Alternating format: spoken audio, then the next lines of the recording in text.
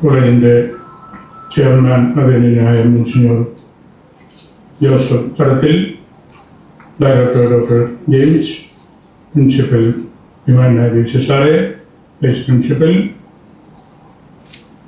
Medicity madam, മുർലിസ, മറ്റു പ്രഗത്ഭരായ അധ്യാപകരെ, ഈ മേഖലയുമായിട്ട് ബന്ധപ്പെട്ട ഏറ്റവും പ്രിയപ്പെട്ടവരെ,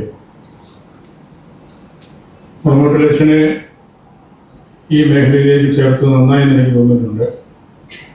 വലിയൊരു അഡ്വാൻസ്ഡ് ആയിട്ടുള്ള രീതിയിൽ ചിന്തിക്കുകയും പ്രവർത്തിക്കുകയും എല്ലാം ചെയ്യുന്ന ആളാണ്. ഗാന്ധിജി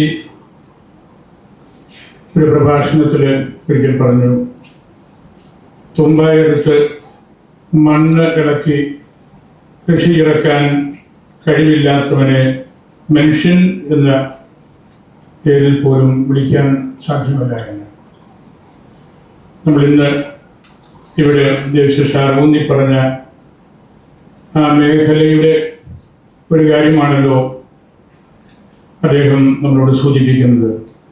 മണ്ണ് കിളക്കി പണിയെടുക്കാൻ നമുക്ക് സാധിച്ചാൽ ഒരു വലിയ ഒരു മുന്നേറ്റമാണ്.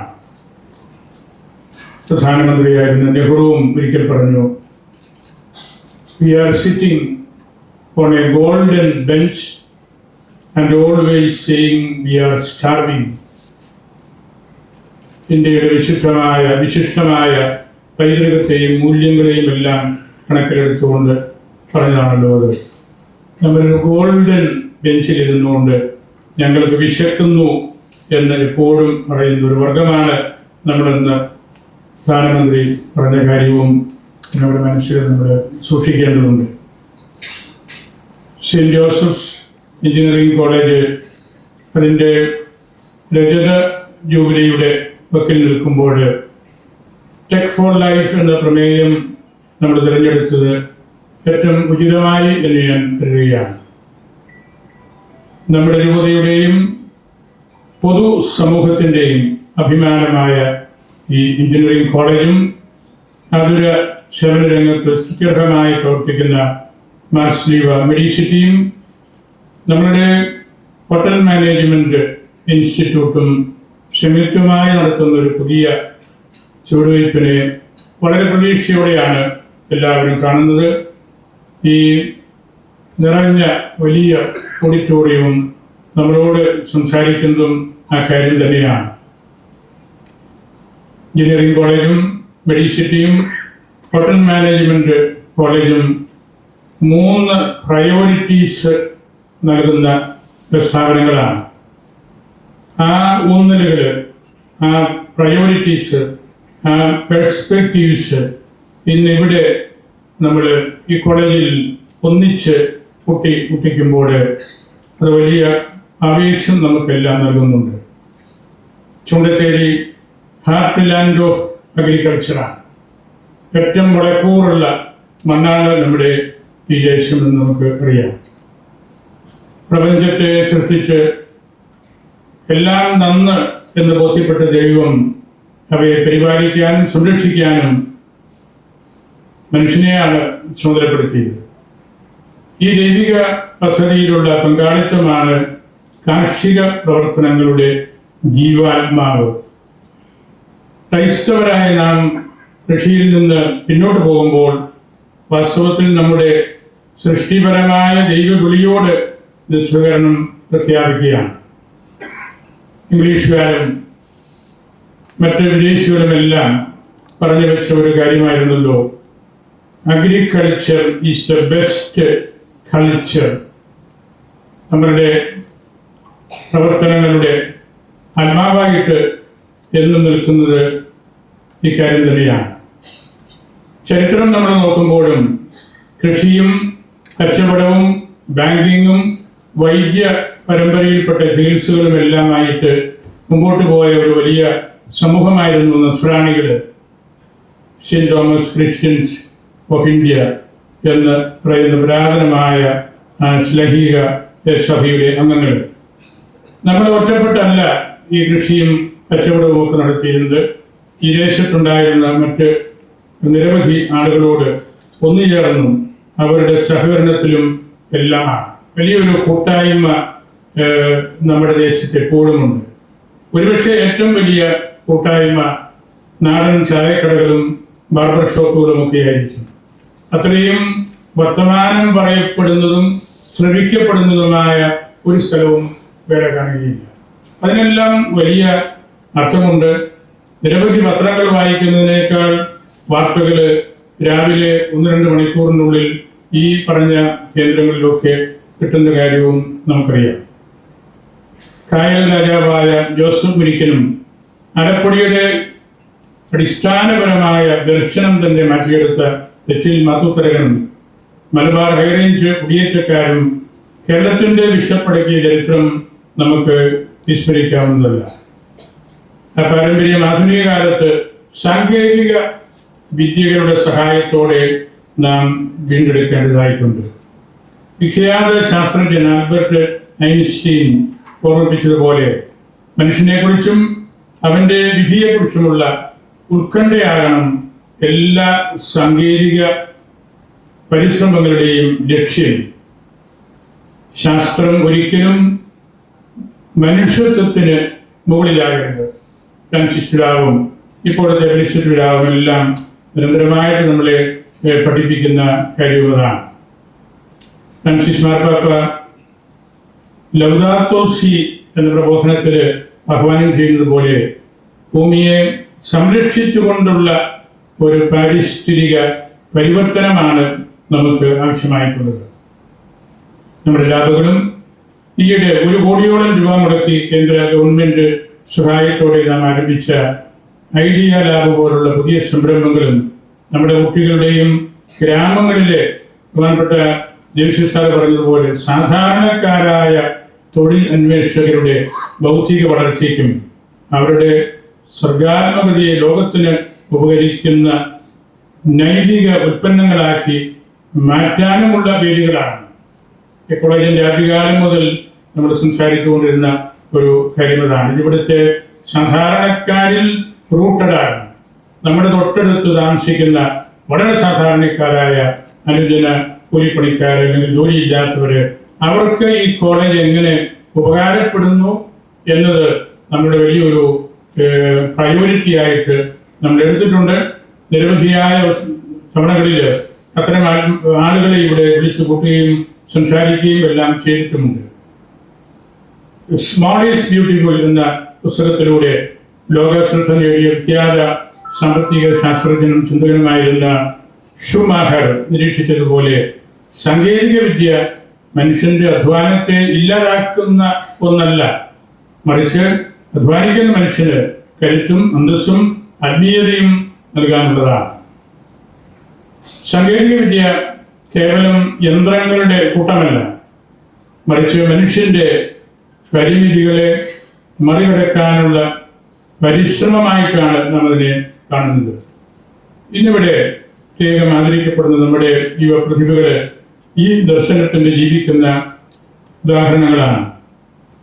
അസിസ്റ്റീവ് ടെക്നോളജി എന്ന മേഖലയിൽ ബിൽഡത്തോണിലൂടെ മാസങ്ങളായി നിങ്ങൾ നിരന്തരം പരിശ്രമത്തിലൂടെ നടത്തിയ കണ്ടെത്തലുകൾ, അത് ശാരീരിക വെല്ലുവിളികൾ നേരിടുന്നവർക്ക് താങ്ങായതാകട്ടെ, അല്ലെങ്കിൽ സാധാരണക്കാരൻ്റെ അധ്വാനം ലഘൂകരിക്കുന്ന ഉപകരണങ്ങളാകട്ടെ, അവയെല്ലാം ക്രിസ്തീയമായ ഒരു കരുതലിൻ്റെ ആധുനിക ആവിഷ്കാരമായിട്ട് ഈ കോളേജ് കാണുകയാണ്. ഞാൻ പറഞ്ഞല്ലോ, ഇത് സൊസൈറ്റിക്ക്, വിശാല സമൂഹത്തിന് വലിയ സംഭാവനകൾ നൽകിയൊരു കോളേജാണ്.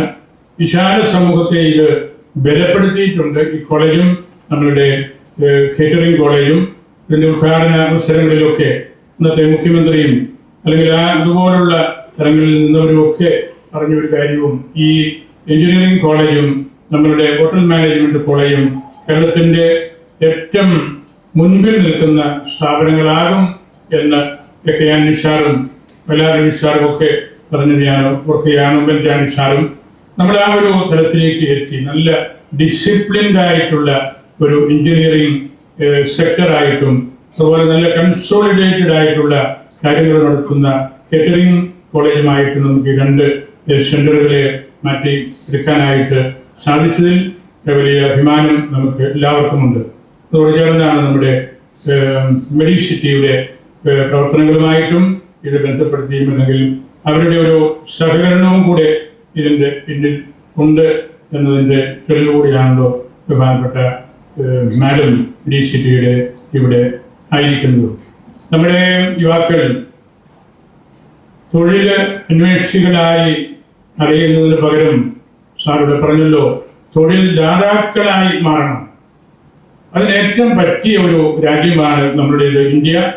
അതിനേറ്റവും കരുത്തുള്ള കഴിവുകളുള്ള യുവതീ-യുവാക്കന്മാരാണ് നിങ്ങൾക്ക് നല്ല സാമർഥ്യമുണ്ട്.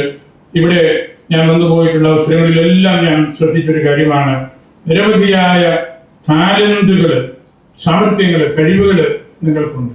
എത്രയോ മേഖലകളിൽ ക്ലാസ് റൂമിന് പുറത്ത് നിങ്ങളിതെല്ലാം ഇവിടെ ഈ സൊസൈറ്റിയുടെ വളർച്ചയ്ക്കായിട്ട് നൽകിയിട്ടുണ്ട്. നിങ്ങളുടെ പുതിയതായിട്ടുള്ള പല കാര്യങ്ങളും നമ്മുടെ ഇൻക്യൂബേറ്റർ എല്ലാം ഞാൻ കഴിഞ്ഞ ദിവസവും ഇവിടെ ഉണ്ടായിരുന്നത്. അതുകൊണ്ട് ആ കാര്യത്തെക്കുറിച്ച് കൂടുതൽ സംസാരിക്കുന്നില്ല. നമുക്ക് വലിയ പ്രതീക്ഷ നൽകുന്ന രണ്ട് വലിയ കോളേജുകളാണ് ഈ ക്യാമ്പസിലുള്ളത്. ലിയോ 13 മാർപ്പാപ്പ അദ്ദേഹത്തിൻ്റെ റേലും നൊവാലും എന്ന ഖ്യാതി കേട്ട അനശ്വരത നേടിയ ആ ചാക്രിക ലേഖനത്തിൽ റേലും നൊവാലും ന്യൂ തിങ്സ് എന്നാണ്, പുതിയ കാര്യങ്ങൾ, പുതിയ സംഗതികൾ എന്നാണ് വാക്കിൻ്റെ ആദ്യ 2 വാക്കിൻ്റെ അർത്ഥം തന്നെ. അതിൽ വ്യക്തമാക്കിയതുപോലെ അധ്വാനവും വിജ്ഞാനവും കൈകോർക്കണം. രണ്ടും തമ്മിൽ എസെൻഷ്യൽ ആയിട്ടുള്ള ബന്ധമുണ്ടോ എന്ന് നമ്മൾ തിരിച്ചറിയണം. സാമ്പത്തിക ബുദ്ധിമുട്ടുകൊണ്ട് ഒരു ഉദാത്തമായ ആശയവും മുരടിച്ച് പോകരുത് എന്നതാണ് സഭയുടെ നിലപാട്. 16 കൊല്ലം മുമ്പ് ഈ ആശയം ഈ മുളമൂട്ടിലച്ഛൻ ഒരു എയർപോർട്ടിൽ വെച്ച് ഞങ്ങൾ കണ്ടുമുട്ടിയപ്പോൾ എന്നോട് പറഞ്ഞത് ഞാൻ ഓർക്കുകയാണ്. എന്നോട് പറഞ്ഞു, നിങ്ങൾ പാലാക്കാടേക്ക് ഒരു 500 കൊല്ലം പുറകിലായിരിക്കും എന്ന് പറഞ്ഞാൽ നമ്മുടെ കൺസേൺസ്, നമ്മുടെ തുടക്കം എവിടെയാണ്, നമ്മുടെ സഭയെക്കുറിച്ചും നമ്മളത് ഹോൾഡ് ചെയ്യുന്നത് കാണിക്കുന്ന ആ കരുത്തിനെ കുറിച്ചുമാണ് അച്ഛൻ പറഞ്ഞത്. എന്നിട്ട് അവിടെയുള്ള അച്ഛൻ പറഞ്ഞത്, നമ്മൾ ഇതുപോലെ തന്നെ താല്പര്യം വരാനിരിക്കുന്ന ഫ്യൂച്ചറായിട്ടുള്ള കാര്യത്തിലേക്ക് നമ്മൾ കാണണം. കാർഷിക മേഖലയെ സമ്പൂർണമായിട്ട് ഈ ഇതുപോലുള്ള ടെക്നോളജിയുടെ ഭാഗത്തേക്ക് കൊണ്ടുവരണമെന്നൊക്കെ അച്ഛനെന്ന് പറഞ്ഞത് ഞാനിപ്പോൾ ഓർക്കും. ഞങ്ങൾ ഒന്നിച്ച് പഠിച്ചവരാണ്. എനിക്ക് അച്ഛനിവിടെ കണ്ടതിൽ വലിയ സന്തോഷവുമായി. വലിയ സംഗീതജ്ഞനായിരുന്നു. സ്കൂളിൽ സെമിനാരിയിൽ ഞങ്ങൾ ഒന്നിച്ച് പഠിക്കുമ്പോൾ തന്നെ ഞങ്ങളെ പാട്ട് പഠിപ്പിക്കുന്നത് അച്ഛനായിരുന്നു. ഒരു ആഴ്ചയിൽ 2 മണിക്കൂർ പാട്ടുണ്ട്. അച്ഛന് 350 കുട്ടികൾ സംസാരിക്കാറുണ്ട്. അവിടെ വന്ന് അച്ഛൻ്റെ വിരലും കൈയും എല്ലാം അനക്കി. ഞങ്ങൾക്ക് അറിയത്തില്ല എന്തുകൊണ്ടാണ് അച്ഛൻ അത്രയും അവിടെ ആക്ട് ചെയ്തത്. പക്ഷേ പിന്നീട് മനസ്സിലായത് ഈ ശാസ്ത്രീയ സംഗീതത്തിൻ്റെ ഒക്കെ ഒരു അടിസ്ഥാന ഭാവമാണ് ആ ഡാൻസിങ് പോലെയുള്ള കാര്യങ്ങളൊക്കെ. അങ്ങനെ കുട്ടിയായിരുന്നപ്പോൾ തന്നെ അദ്ദേഹം അധ്യാപകനായിരുന്നു. അദ്ദേഹം അനേകം വേദികളിൽ പ്രത്യക്ഷപ്പെട്ട് എല്ലാം തിരുവല്ല മെഡിക്കൽ കോളേജിൻ്റെ MD ആയിരുന്നു. അങ്ങനെ നമുക്ക് അച്ഛൻ്റെ ചിന്തകളും ഇതിൻ്റെ പിന്നിൽ കാണുന്നതിന് വലിയായ സന്തോഷമുണ്ട്. ഈ പഠനങ്ങളെല്ലാം കേവലം പ്രബന്ധ അവതരണങ്ങൾ മാത്രമല്ല, മറിച്ച് അക്കാദമിക് വിദഗ്ധരും സാധാരണക്കാരും തമ്മിലുള്ള സംവാദമാണ്. നമ്മൾ ആ കണ്ടുമുട്ടലിൽ പോരായ്മകൾ വന്നിട്ടുണ്ടാകും. നമുക്ക് നമ്മുടെ ജോലിയും തന്നെ പഠിപ്പും വലിയ അച്ചീവ്മെൻറ്റ്സ് സാങ്കേതിക മേഖലയിലൊക്കെയുള്ള ധാരാളം ആളുകളുണ്ട്. നമ്മൾ എവിടെ ചെന്നാലും, ഞാൻ ഇന്നലെ സെൻറ്റ് ജോൺസിലും നമ്മുടെ NDCSലും ബാംഗ്ലൂരായിരുന്നു. അവിടെയൊക്കെയുള്ള ശ്രേഷ്ഠരായ പ്രബോധകന്മാരും അതിൻ്റെ ഡയറക്ടേഴ്സും ഒരു 90% നമ്മുടെ ഈ പാലായിൽ നിന്ന് പോയിട്ടുള്ളവരാണ്. അങ്ങനെ നമുക്ക് ഇവിടെ ചെന്നാലും പാലായുടെ ആ ഒരു മഹത്വം അധ്വാനിക്കുന്ന, പഠിക്കുന്ന, നേതൃത്വം കൊടുക്കുന്ന സമൂഹത്തിലൂടെ കാണാനായിട്ട് സാധിക്കുന്നതും ഭാഗ്യമാണ്. ഭാരതീയ ബഹിരാകാശ ഗവേഷണത്തിൻ്റെ പിതാവായ വിക്രം സാരാഭായി ഭാവന ചെയ്തതുപോലെ ശാസ്ത്രം സമൂഹത്തിൻ്റെ താഴെത്തട്ടിലുള്ളവർക്ക് ഉപകരിക്കുമ്പോൾ മാത്രമാണ് അതിന് അർത്ഥമുണ്ടാകുന്നത്. ഗാന്ധിജി പറഞ്ഞല്ലോ, നമ്മുടെ വലിയ സ്ഥാപനം പണിതുയർത്തുമ്പോൾ ഒറ്റ ചോദ്യത്തിന് ഉത്തരം കൊടുത്താൽ മതി, അതവിടുത്തെ സാധാരണക്കാർക്ക് ഉപകാരപ്പെടുന്നുണ്ടോ എങ്കിൽ ആ സ്ഥാപനം ആവശ്യമാണ്, അത് ശരിയാണ്, അത് സത്യമാണ്. അതിലൂടെ നമുക്ക് സമൂഹത്തെ വളർത്താനായിട്ട് സാധിക്കും. പാലായിലെ സമൂഹം, ശിഷ്യ ക്രൈസ്തവ സമൂഹം വലിയ സംരംഭകരായിരുന്നു. കാർഷിക വൃത്തിയിലെ സംരംഭകത്വമാണ് റബ്ബർ തുടങ്ങിയ നാണ്യവിളകളിലേക്ക് ശ്രദ്ധ കേന്ദ്രീകരിക്കുവാനും ഇക്കാലത്ത് മലബാറിലേക്കും ഹൈറേഞ്ചിലേക്കും ഒക്കെ കുടിയേറാനും തോട്ടങ്ങൾ സ്ഥാപിക്കാനും അതുവഴി അനേകർക്ക് തൊഴിൽ നൽകാനും ഒക്കെ നമ്മുടെ പൂർവികരെ പ്രാപ്തരാക്കിയത്. ഇന്നത്തെ തലമുറയും സംരംഭകത്വത്തിലേക്ക് കടന്നു വരാൻ തയ്യാറായാൽ ജോലി തേടി വിദേശത്തേക്ക് കുടിയേറുന്ന പ്രവണത മാറ്റി തൊഴിൽ ദാതാക്കളായി മാറാൻ നമുക്ക് സാധിക്കും. ഈ കോളേജുകളുടെ ഒരു ഉള്ളിലുള്ള ഒരു വേർജായിട്ട് ഇന്ധനമായിട്ട് നമ്മൾ ഇത് കരുതുന്നു. ഈ നാടുകളിലെ ഈ പഠനങ്ങളും ഇവിടെ കഴിഞ്ഞ ആഴ്ചയിലൊക്കെ സ്ഥാപിച്ച സാങ്കേതിക സംവിധാനങ്ങളുകൊണ്ടൊക്കെ ഇതിന് നല്ലൊരു പ്രയോറിറ്റി, ഒരു റീഫോക്കസിങ്, ഒരു ഓറിയന്റേഷൻ കൂടുതലായിട്ട് കൊടുക്കാനായിട്ട് സാധിക്കുന്നുണ്ട് എന്നത് എനിക്കുള്ളിൽ വലിയ സന്തോഷം നൽകുന്ന കാര്യമാണ്. അതിനാൽ നമ്മുടെ സമൂഹവും സമുദായവും കൃഷി, വ്യവസായം, ഊർജം, ആരോഗ്യം, ബിസിനസ് മേഖലകളിൽ സംരംഭകരായി മാറി സമൂഹത്തിന് സേവനം ചെയ്യുന്നവരാകണം എന്ന് ഒരിക്കൽ കൂടി നിങ്ങളെ ഞാൻ ഓർമ്മിപ്പിക്കുകയാണ്. സമയ പരിമിതിയുണ്ട്. എനിക്ക് അതിൻ്റെ ഒരു സംസ്കാര ശുശ്രൂഷയിൽ പങ്കെടുക്കാനുണ്ട്.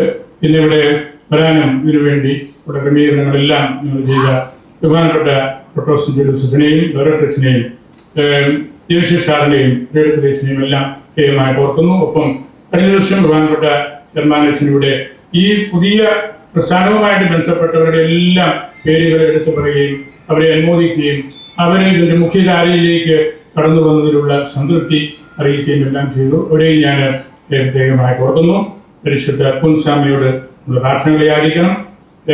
നിങ്ങളെ ഒരിക്കൽ കൂടി എല്ലാവരെയും അനുമോദിക്കുകയും എല്ലാവരുടെ നന്മകൾ പ്രാർത്ഥിക്കുകയും ചെയ്തുകൊണ്ട് എൻ്റെ വാക്കുകൾ ഉപസംഹരിക്കുന്നു.